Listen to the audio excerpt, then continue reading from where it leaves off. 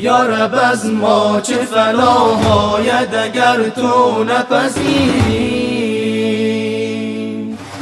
به خداوندی و فضلت که نظر باز نگیری. درد پنهان به تو گویم که خداوند کریمی، یا نگویم که تو خود واقف اسرار ضمیری.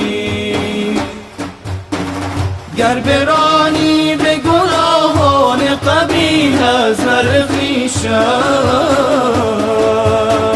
هم به درگاه تو آیم که لطیفی و خبیری. گر به نومیدی از این در برود بنده عاجز، دیگرش چاره نماند که تو بی شبه و نظیری.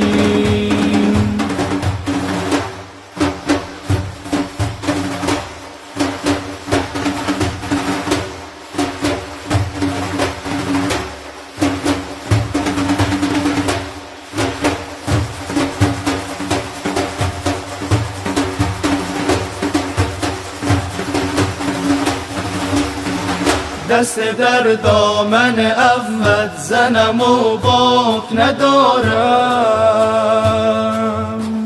که کریمی و حکیمی و علیمی و قدیری. خالق خلق و نگارنده ایوان رفیع، خالق صبح و برارنده خورشید منیری. همه را ملک مجاز است بزرگی و امیری، تو خداوند جهانی که نمردی و نمیری. تو خداوند جهانی که نمردی و نمیری.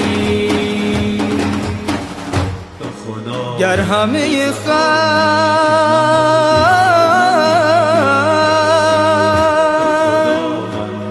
خصمی به درآیند و عطابند،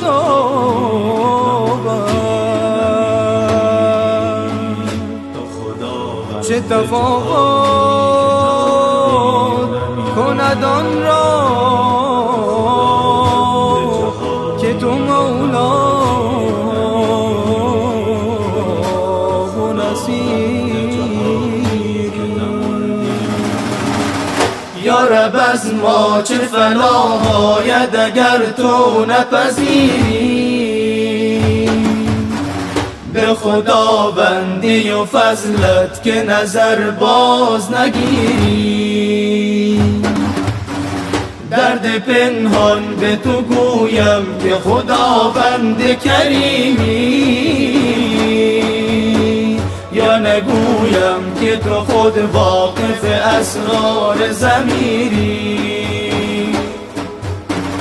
گر برانی به گناهان قبیح از هر خویشم، همه درگاه تو آیم که لطیفی و خبیری. گر به نومیدی از این در برود بنده عاجز، دیگرش چاره نماند که تو بی شبه و نظیری.